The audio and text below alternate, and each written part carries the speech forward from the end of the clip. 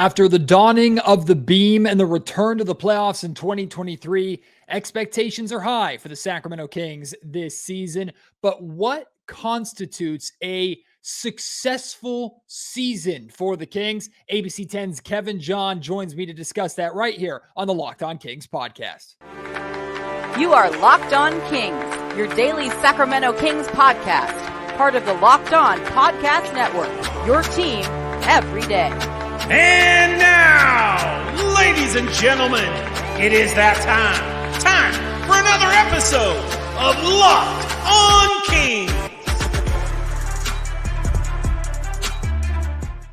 Hello and welcome into Locked On Kings, your podcast hub for Sacramento Kings coverage all season long. Today's episode is brought to you by Jase Medical. Empower yourself when you purchase a Jase case, providing you with a personal supply of 5 antibiotics that treat 50 plus infections. Get yours today at jasemedical.com. That's Jase Medical.com. My name is Matt George. I have the privilege of being your host here. I'm a Sacramento sports reporter and anchor at ABC 10 News in Sacramento. And while I was on my way with my colleague Kevin John to Santa Clara yesterday for the San Francisco 49ers home opener hosting the New York Giants, I decided, hey, this would be a good time to record a podcast because Kevin and I work together at ABC 10. He's my partner, my colleague, a good friend of mine. Really enjoy working with him. And the last time we did a podcast together, we were in the car driving to San Francisco for games 3 and 4 of the NBA playoff series with the Golden State Warriors. So I thought, you know what, let's do this again and let's kind of revisit that playoff series a little bit and let's really use that to kind of help us put together an idea of what success for the Sacramento Kings next season means to us, what it means to the Sacramento Kings, what it could mean to fans. And the thing about a question like this is there's no right answer. Like success is measured, everybody's ruler is different, right? How we measure success is different. So your demands for success could be, I need the Kings to win 50 games. Your demand for success could be, I need the Kings to be a top 3 seed again. It could be, I need the Kings to win a playoff series. Whatever it may be, share it with us. And you're going to hear Kevin and I discuss a lot of them, whether it's our own personal measuring sticks or maybe other measuring sticks of success for the Kings. So I think you'll enjoy this conversation. Hop in the car with myself and Kevin John. Again, this was yesterday on the way to Santa Clara before covering some 49ers football, talking some Sacramento Kings. I have absolutely no idea when this podcast is going to come out, so it's definitely going to be after the game that we're on our way to. Matt George, Kevin John, the ABC 10 sports crew. We're on our way to Santa Clara for the San Francisco 49ers home opener. And Kevin, last time we did a podcast like this for Locked On Kings, you and I were on our way to actual San Francisco, not San Francisco, Santa Clara, to cover the Sacramento Kings and the Golden State Warriors playoff game. At that time, the Kings were up 2-0 in the series. Now, we all know how that played out. Here the Sacramento Kings are months later, getting ready for another season, hopefully a better season than last. And knowing what we know now, the Kings being eliminated by the Warriors, the way that they were eliminated, going to 7 games, the additions that the Kings made this offseason, basically running the same core back. Do you think the Kings are in a better place now than they were when we were on our way a couple months ago?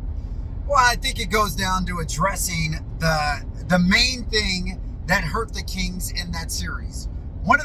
There are several things. Obviously, Steph Curry going off for 50 in Game 7 did not help. But one of the main things was the Kings, they were controlled by the Warriors on the glass. And what I mean by that was we realized, particularly, Matt, when we went out there for games 3 and 4, Kevon Looney had himself a field day.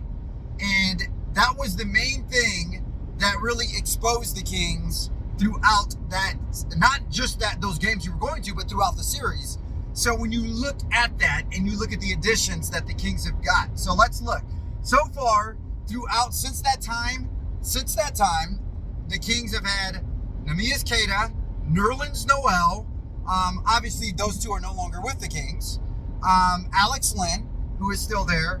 JaVale McGee, who the Kings just acquired and still have.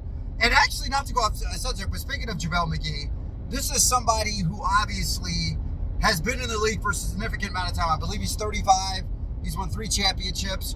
He's won, obviously, with the Golden State Warriors. So, getting back to what you're asking, Matt, knowing what we know now after that series, did the Kings do enough to address some of the needs that were exploited to them within that series? My honest question to that, Matt, is I don't know. I mean, I like what the Kings have done throughout the offseason. I like these pieces. I like Sasha. I like Chris Duarte. I like, and also shout out to Jordan Ford, even though doesn't play in the front court. But when you look at solely what was one of the main reasons between that series and why the Kings were exploited, Matt, I don't know if I can honestly say, yes, that problem is fixed. We could check that off. The Kings will be good going into another series with them. Well, I think a lot of people, when they handle off seasons, they think of it in terms of like a video game or NBA 2K, and they go, okay, I need rebounding, so I'm going to go out and find a player with the highest rebound rating that I can get and add them to my team, and suddenly that'll fix my rebounder. Or I need defense, so I'm going to find the highest defensive rating, or whatever it might be. And in reality, like building a team, especially a team like the Sacramento Kings, where you struggle to attract big name free agents, and you have to basically win almost every trade that you make, or you're going to be in kind of a rough spot. I think what Monty ultimately ended up deciding was, yes, I still have these needs on the glass. Yes, I still have these needs rebounding the basketball, and maybe the additions that I made slightly address that and don't directly address that.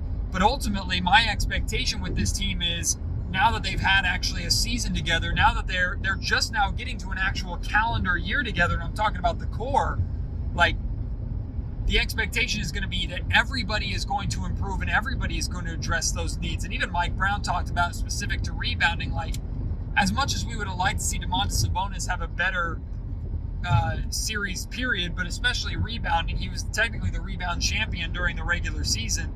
Yes, you would have liked to see better rebounding from him, especially in a one-on-one matchup against Kevon Looney. But De'Aaron, Malik, Kevin, Harrison, Keegan, everybody needs to rebound the basketball better. So the Kings are going to try and address their rebounding needs, not by adding talent like JaVale McGee, who will probably help, but he's going to play a very limited backup role. The expectation is, it's going to be rebound by committee. And I think it's okay to have natural skepticism with, okay, is that going to be enough to expect your guards and your forwards to help with the rebounding? But in reality, like, the biggest jump and the biggest growth that the Kings were going to make in any area was going to come from that same group of guys. Well, yeah, and you mentioned that core group there: Fox, Keegan, Harrison, Domantas. And when I look at the series against the Warriors, Sabonis was not the all-NBA Sabonis that we saw throughout the season in that series. Granted, he was injured. And that had an effect. De'Aaron was injured. I believe his pinky or whatever was fractured. Game 3. Yeah, in game. So he wasn't 100%. And then Keegan, finally, he woke up. I think that was game 4 when Keegan finally woke up and gave us like 20 points. And he was the Keegan that we wanted. So when you think about the drastic leap somebody like Keegan will make, like if they play that series again this year, Matt, I guarantee you Keegan is much more effective throughout the whole series as a whole. And I mean from everywhere around: three-point shooting, rebounding, defense. I truly feel that Keegan is a lot more effective throughout the whole time, because you gave him a year and he looked really good in the Cali Classic. So another person that you look at as well, Harrison. I know that Harrison was kind of the scapegoat for some of the issues, particularly missing that big shot in game 4 at the buzzer. But at the end of the day, Harrison has been a pretty solid option. What, 4th option for you? 3rd or 4th option? Harrison has been pretty solid for you at that particular road. Now, we're not expecting Harrison to go out there and give us 25 and 15 every night. I mean, if he did, great. But that's not the kind of player who he is. And I feel that he did a pretty decent job with his role throughout that series. There are a few games he was a little non-existent, and he did miss some tough shots, but I feel it was unfair to put the scapegoat thing on Harrison. Another person who I felt needed to step up throughout that series was Kevin Huerter. And I like Kevin Huerter.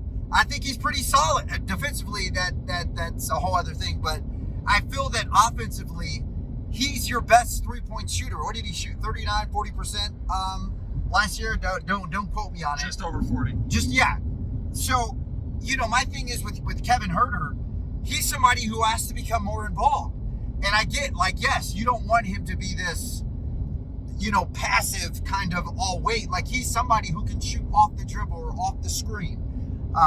He needs to find his points. But Matt, ultimately, I think, is for the Kings, the stage was kind of too big for them last year. You had people on that team who had never... Now, granted, Huerter had been in the playoffs before. He made the Eastern Conference Finals with the Hawks. What was it, 2 years prior to that? Or 3 years ago? Whenever that was. So you had some people on that team, Harrison, who had playoff experience. But this team together in the playoffs was something new. So I feel that time, Matt, will definitely be on their sides. And I feel if they do happen to match up against the Warriors again, we're looking at a completely different team.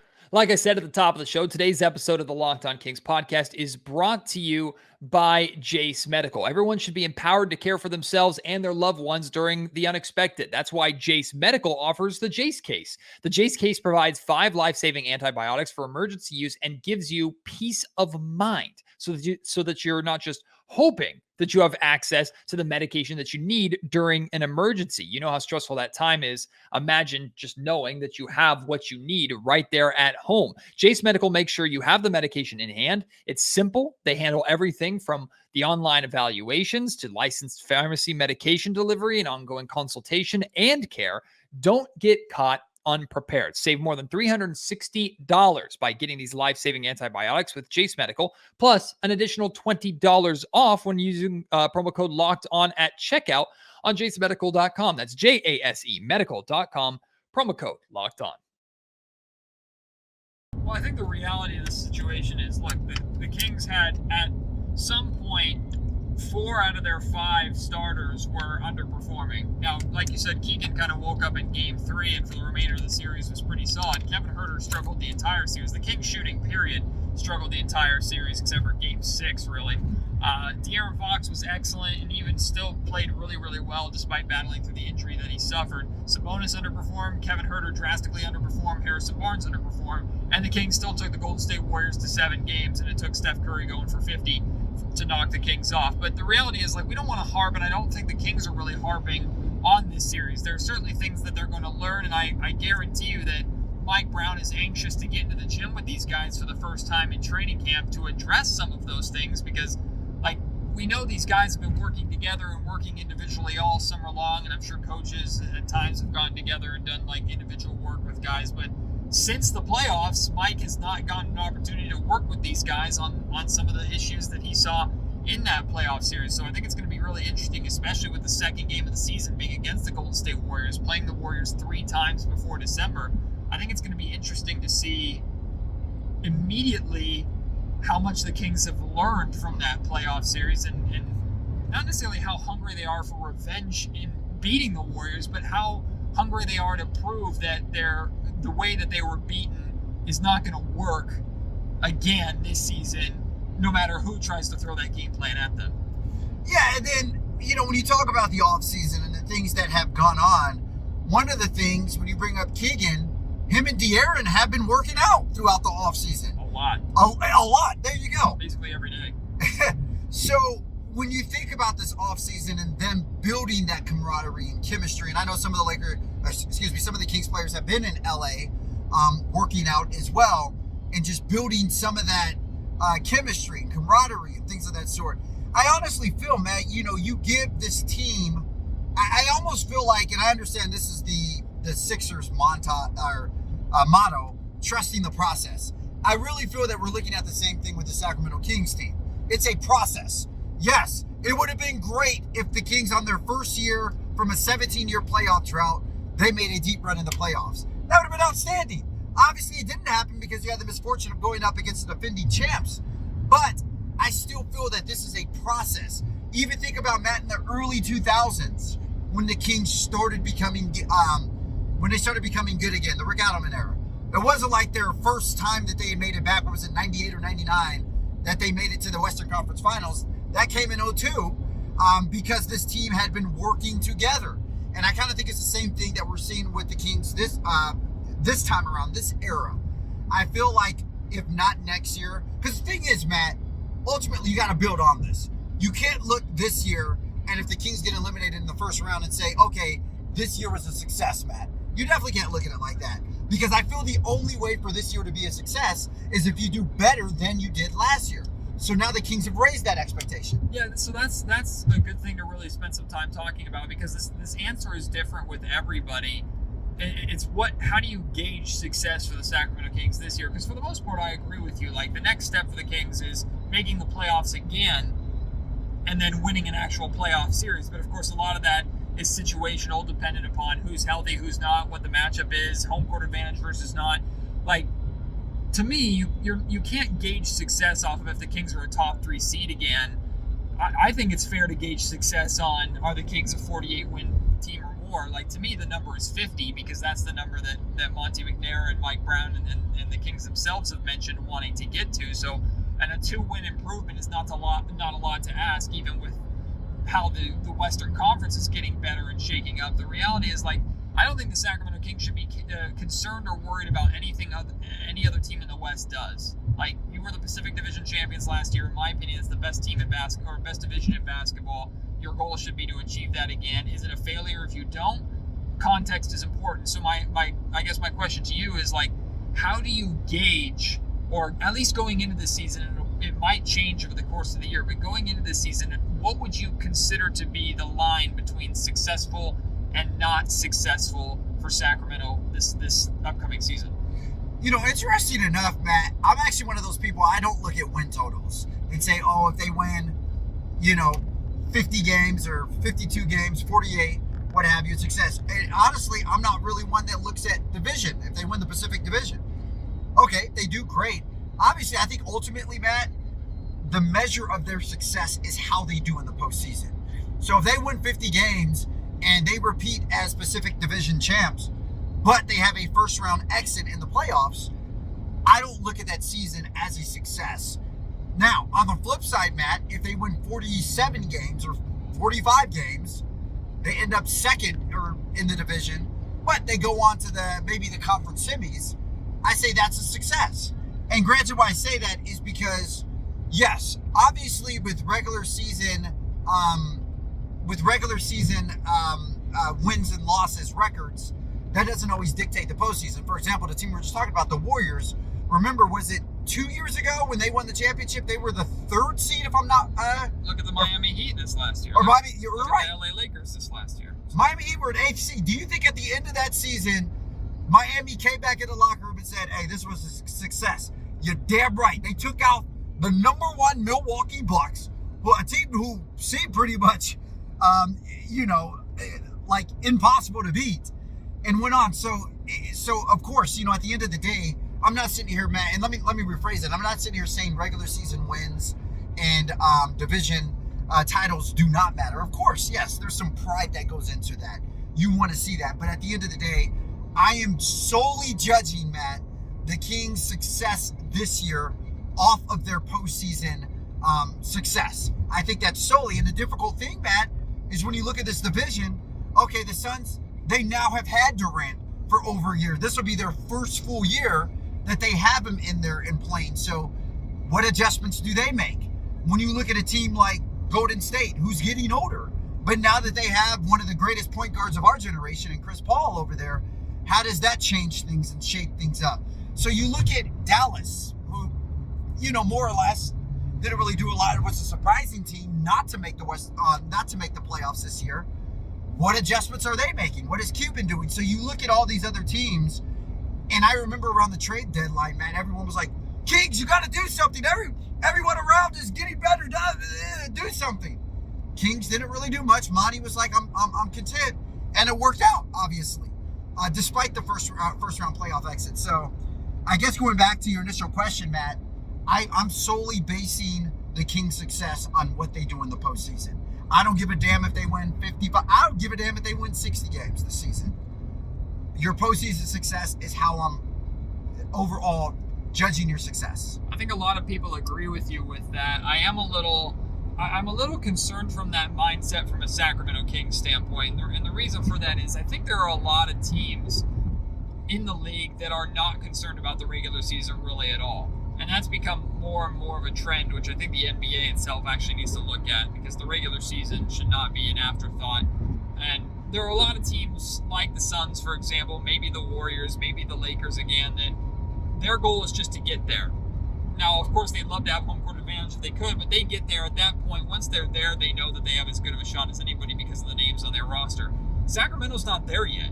They're not in that position. Like, the Kings need this regular season time to grow, to gel, to figure out and work on mistakes, work on issues. Plus, we do know, or we don't know what they are specifically, but we can count on there's going to be a new combination of issues or growth or whatever that needs to happen this season that maybe we're not even aware of right now, or we didn't even think was a problem that turns out to be a problem. I think the 82 games this regular season are going to be essential to prep the Sacramento Kings for these playoffs. And remember too, unless I've gotten this mixed up, but I'm almost 100% confident in this, like, if you go back to the glory era of the Sacramento Kings, their first 2 years they finally made the playoffs, they were first round exits. I think both those years they were first round exits to the Utah Jazz. So context is important. Again, for the most part, I'm with you in the sense that if the Kings make the playoffs, I want them to advance to the next round. But I think how the regular season plays out and how the Sacramento Kings handle the regular season is going to be instrumental in how that playoff series, or hopefully multiple series, or their playoff run, how that goes. I completely understand what you're saying, and I do believe, obviously all 82 games are vital and critical to any team. The only problem with the regular season is that sometimes you don't get the opposing team's best. But that's not your fault. Of course, yeah, of course. You can't handle what people throw at you. If the Golden State Warriors decide to rest people, or like the Los Angeles Clippers, for example, Kawhi, Paul George, they're not playing, although the NBA has this new rule where you can't rest 2 stars on the same night, which I think is a good rule. But like, the Kings are only responsible for beating the team that's placed in front of them. And ultimately, like, in so many ways, granted, yeah, you lost to the Golden State Warriors, you lost to Steph Curry, essentially is what happened. But in so many ways in that playoff series, the Kings beat themselves.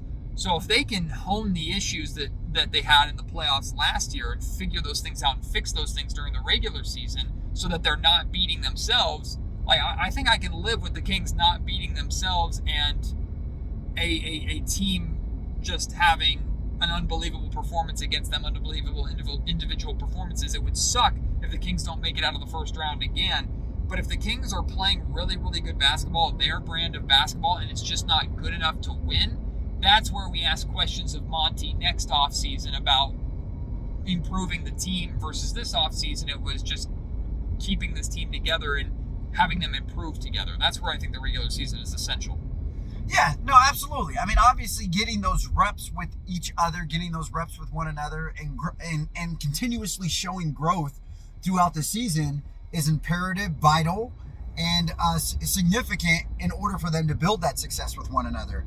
I think that while all of those things are important, is that sometimes it's hard to gauge your team against others with the resting of the players and things of that sort, which, like you said, is not their fault. And I'm glad that Adam Silver is implementing this new rule as far as resting players.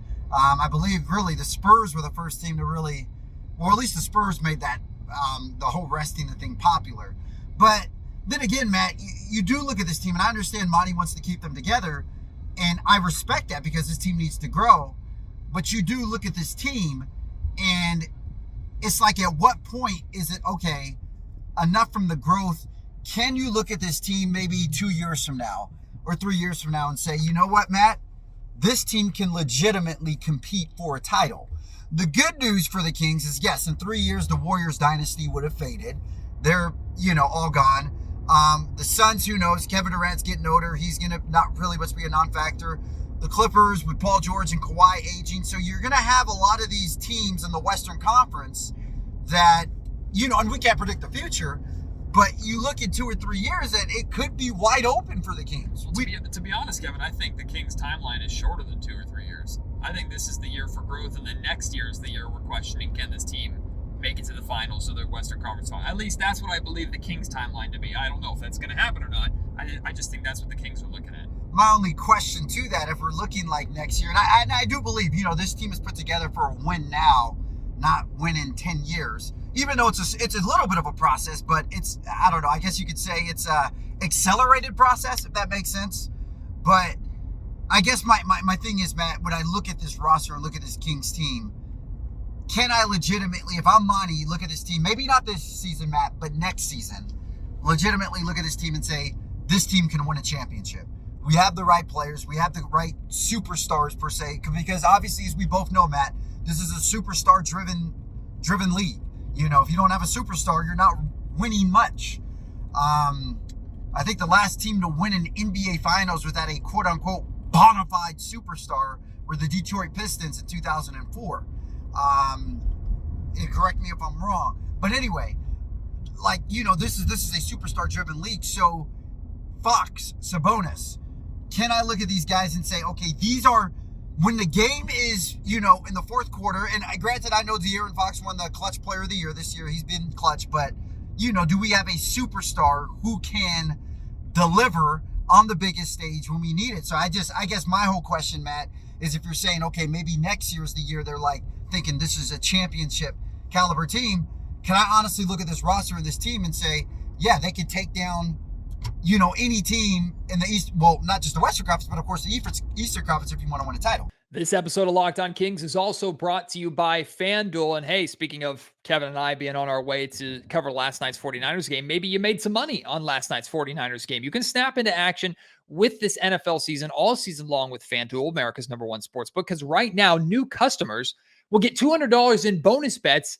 guaranteed when you place a $5 bet. So you deposit $5 of your own money. Maybe you put $5 down on the San Francisco 49ers to cover the spread and to beat the New York Giants last night. You probably made money on that. Plus, here's an additional $200 in bonus bets for you to continue to play and continue to making money on FanDuel. If you've been thinking about joining FanDuel and just giving it a try, now is the time to do so. Again, you invest $5. That's it, just $5, and you have over $200, or you have $200 in bonus bets that you can play with, no matter if you win or lose that $5 bet. You can bet on anything from spreads to player props, over-unders, and more. Plus, of course, when Kings season, basketball season starts up, they have great stuff over there at FanDuel for the NBA. Visit FanDuel.com/LockedOn. Kick off the NFL season right now with FanDuel, official partner of the NFL. I think Monty clearly has faith that this team is capable of becoming that. I don't think he would declare that this team is there today. I don't think anybody, they have the confidence that they could become that. And it genuinely would not shock me if Sacramento made a NBA Finals run this season. I'm not saying it's going to happen, but it would not shock me. It would not, based off of, there were people that thought, because of how good the Kings were offensively last season, there were people that thought outside of Sacramento that the Kings could make a Western Conference run last year, and that was when they were first together. So assuming they continue to improve, they continue to get better, are a 50-plus win team, and the offense is the same, yeah, there's still questions on defense, but the Denver Nuggets just won the championship with the 15th ranked middle-of-the-pack defense. So it would not shock me at all if the Kings made that deep of a run this season. I'm not predicting it, and I'm not expecting it. But I think Monty McNair, by building a roster and putting now a starting five together that's under contract for the next 3 years at least, and guys that are under contract for even longer than that, I think Monty clearly believes that this team is capable of developing into a dynasty, or he wouldn't have this starting lineup as secured as it is. Now, can he make moves in the future, like moving on from Harrison or moving on from Herter or moving on from anybody to improve his roster? Sure, he can absolutely do that. But I think Monty knows he has the framework right now of building a championship team. It's just up to that core of players on the floor, especially during the regular season, to figure out how to make that jump. That too, and then also, in addition to making that jump and being there, Matt, a lot of times you need that leadership on the floor. And De'Aaron has stepped up as a leader, and I give him credit for that.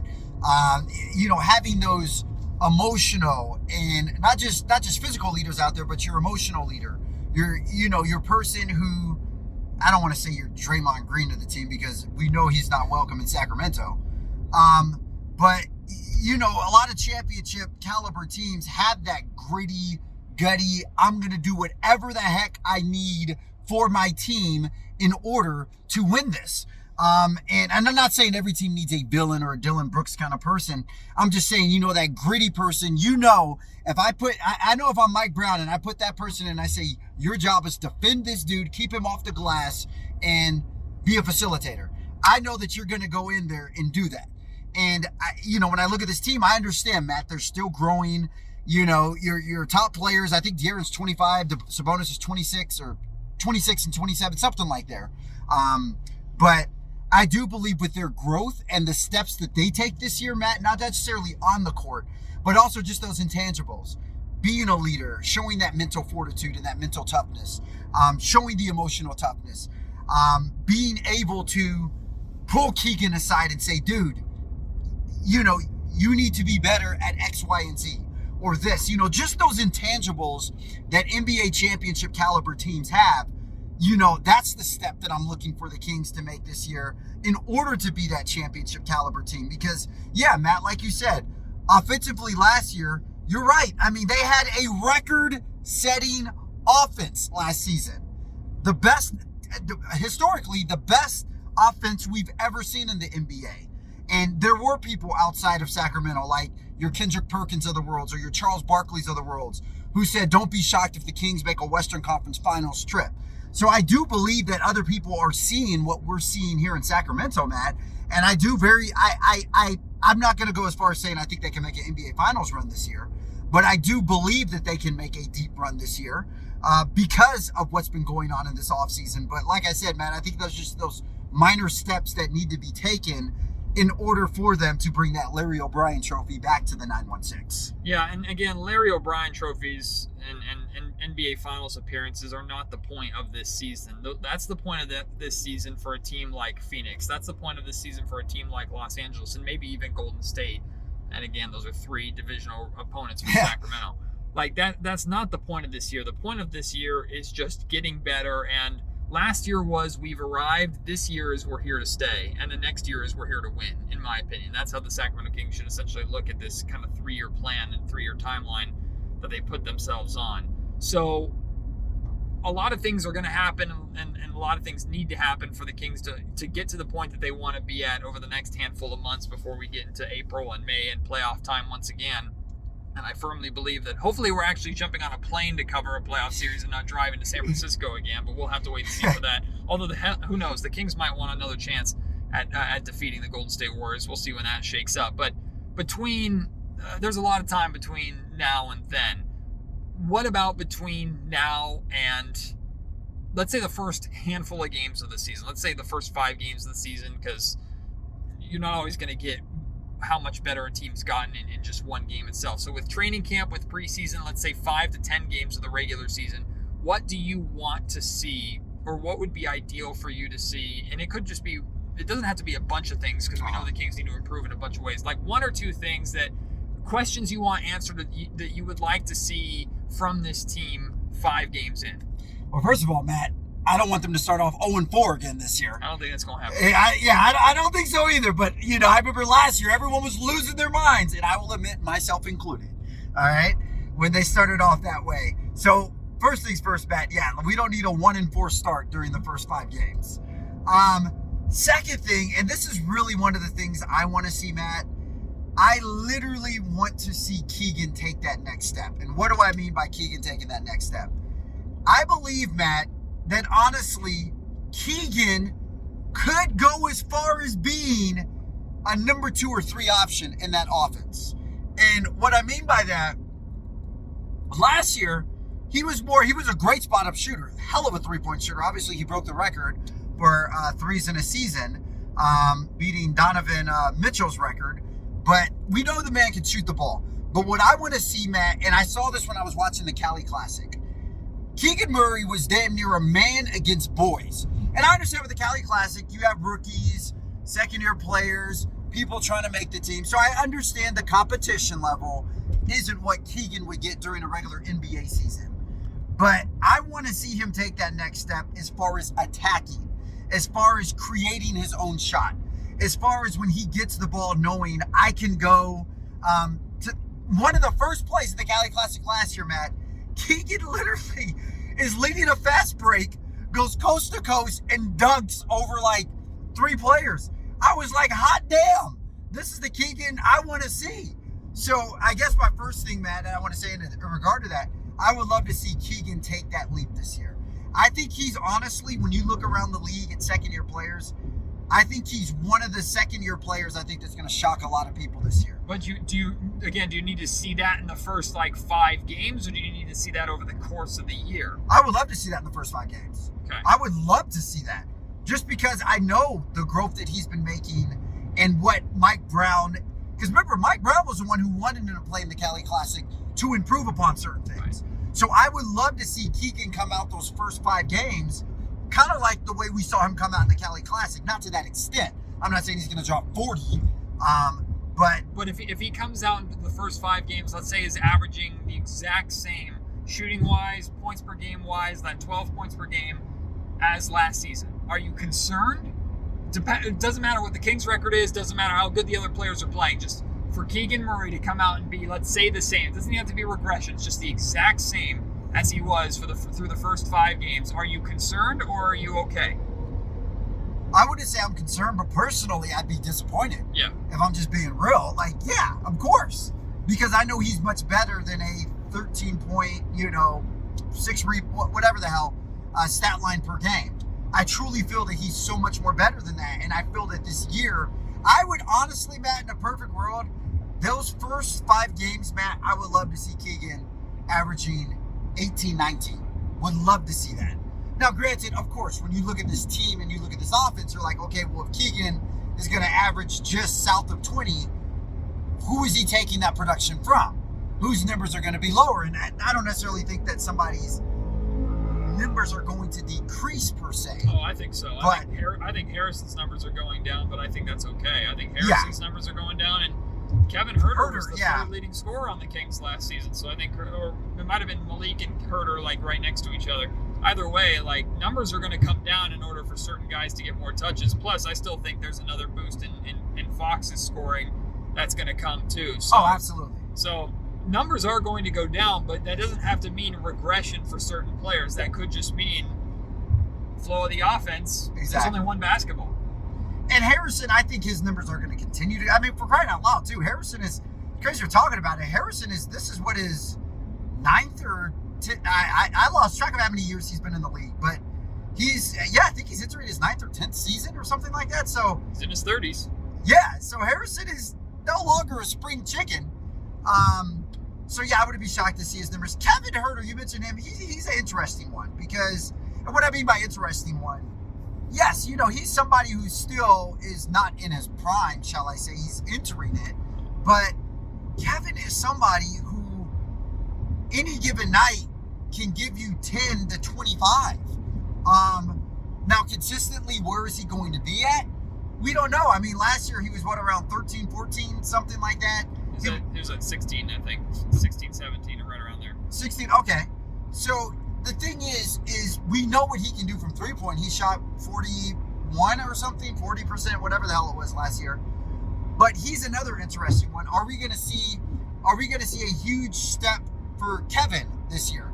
And when I say a huge step, not necessarily just 3-point efficiency, because we know he can shoot the ball, but is he going to be a little more aggressive on the offensive end? And Matt, I think that's the difficult thing with this offense, being this historically great offense, number 1 ranked offense. There's so many different people who can kill you. Another one, Sabonis. We saw Sabonis last year. I almost feel like Sabonis, and this is a good comparison, but kind of like Jokic. I almost feel like Sabonis, and I'm comparing Jokic to Sabonis because they're very good passing big men. And I almost feel like there's times Sabonis is passive, no pun intended, because he's looking to open up or distribute or open the offense, and we've seen that it runs really well off of that. But you almost wonder if Sabonis is a little more aggressive or develops this more, I'm going to be more of an assassin versus a passer, what that offense could be like and what the offense would look like as well. But that's the good news. Sabonis, it can kill you from so many different ways. I believe he was second in the league in a triple-double last year, only to Jokic, if I'm not mistaken. Yep. And, he led the league in double-doubles and in rebounding. So, Sabonis can do so many different things. He doesn't have to get 30 points a night in order for them to beat you. But that's the thing, Matt, when you look at this team and look at this offense, there's so much firepower. So it's like, yeah, I would love for Keegan to be more aggressive. Sabonis maybe, but at the end of the day, Matt, this team has shown you that they can win distributing the ball. And it'll be interesting to see how that comes into effect this year. Basically, what you're summing up is my answer to my own question. What do I want to see through the first 5-10 games? I want to see the Sacramento Kings offense being just as dominant, because we saw the Golden State Warriors kind of figure out a way to slow it down a little bit, and other teams are going to pay attention to that. Like I said, the Kings are going to play the Warriors multiple times right out of the gate. So whether it's the Warriors trying to throw the same game plan at the Kings, or it's the Lakers or whatever team, if the Kings get through the first 10 games and their offense is close to, if not just as good as it was during the regular season last year, granted the regular season and playoffs are different, but still, if it looks the same, then I'm guessing the Sacramento Kings are going to be 2 or 3 games above 500 through that stretch, and I'm feeling really good once again. Like that's just my answer to my question is I just want to see and need to see. Of course, we want the defense to be better. There are going to be questions and marks about that all season long. But if the offense comes out of the gate and is the exact same, if not even a little bit better with some of the new additions that they made or the team being together longer, then the Kings are in great shape no matter what things they still need to work on. I agree, and I'm glad you brought up the defensive thing, because I feel because their offense was so great last year that was able to overshadow some of their faults defensively. And I get it. Like, I'm not saying the Kings are going to be a top 5 defensive team. I mean, it'd be nice, of course. Not happening. But yeah, exactly. And the good news is with Mike Brown, and I remember, Matt, I was a little critical on Mike Brown last year because of the fact that their defense, I'm not going to say their defense was terrible last year, but it was bad. It was below average. Yeah, it was Very pretty bad. And I remember I was like, well, they were able to compensate for that when having the number 1 ranked offense, of course. You can hide up a lot of things, Matt, when you have such a great offense. But, ultimately it comes down to defense. That's what wins championships. And even though offensively they were great against the Warriors, defensively is what it comes. I mean, I don't care who you are. You can't surrender 50 points to a player. I understand Steph is ungodly and just has out-of-this-world talent. But, defense also includes defensive rebounding and things of that sort. So, well, I actually think defensively the Kings were really good in the playoffs. They were significantly better. It was offensively where they kind of were let down. And then, yes, Steph Curry went for 50, and that was that. Even Draymond had a 20-point game in Game 5, I think that was, which is stupid. Draymond should not be scoring that well. But actually, statistically, defensively, the Kings were really, really good in the playoffs. It's can they continue that during the regular season when maybe physicality is, or the referees don't allow as much. Let's put it that way. Well, it definitely was a physical series, and that's one of the things that I appreciate. I enjoyed the fact that Sabonis and Draymond were going. Now, of course, you don't stomp on someone's chest. That's a whole other level of physicality. But I kind of, in a way, Matt, I kind of enjoyed that because I feel that that's what this Kings team needed. Oh, yeah, I think I woke them up. It's what you need when you talk about playoff basketball, Matt. Championship basketball. It's physicality. Ask the 88-89 Detroit Pistons. Hell, ask the Chicago Bulls of the 90s what it took for them to get past some of those hurdles. The NBA's changed a little bit since then, but I get your point. Just a little bit, yeah, exactly. But still, that's the kind of stuff that you're looking at. And I feel, Matt, that's what the Kings needed to wake them up, to understand the intensity of the playoffs and what it comes down to. And I feel that, so to, I guess, answer your initial question, I would love to see some of that stuff translate to the first 5 games of the season to see that, okay, they did not miss a beat on any of these things, and they can still prove to themselves, or not necessarily prove to themselves, but just show and display that we still have the makeup as far as offensive efficiency, defense efficiency. We can control the glass, rebounding. That's something else I would love to look at as well throughout these first 5 games. Now, granted, I understand the opponents obviously makes a difference, but still, those are things that you want to see. Just kind of, Matt, correct some of those issues that we saw last year, particularly in the playoff, that first round series against the Warriors. Well, nothing's going to be fixed in 5 games, but also these are things that you're hoping that you're seeing being worked on. You're seeing that playoff intensity being remembered and revamped, basically, even during training camp. So we'll just have to wait and see. We'll see what the Sacramento Kings look like. We're getting closer and closer to training camp, thank God. It still feels like we're miles away from Kings basketball, but we'll be in the Golden One Center before we know it. Kevin, we'll have to, I guess, just remain patient, and hopefully we'll get answers to some of these questions right away. But either way, I think we can both bet on the fact that the Sacramento Kings are going to be a good basketball team, and we know that for certain coming into a season, which is a nice change of pace. Absolutely. I 100% agree with you, man. I guess to kind of wrap this up, the only thing that I would say that would make this season worse than last season is if they just underproduce, and say, for example, this is not going to happen, but say they do miss the playoffs this year. Of course, that's a huge failure. Right. Of course, I don't see that happening. But if they're a 4th seed or a 5th seed this year, no, that doesn't make it worse than what they were last. I get it, they were 3rd seed last year, but that's not a failure. I think the only thing that makes this season a failure is if they completely miss the playoffs.